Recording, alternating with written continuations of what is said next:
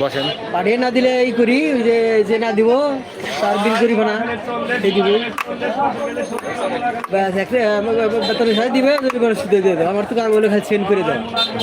বিল তো এখনো দেয় নাকি, আমি বিল কালেকশন করছি মোবাইল থেকে। মোবাইল থেকে ওই অপশনে গেলে বিল দেওয়া যায়।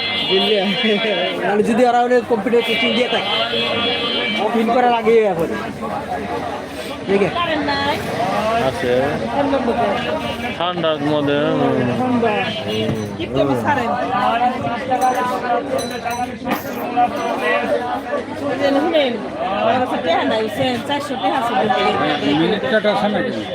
না কার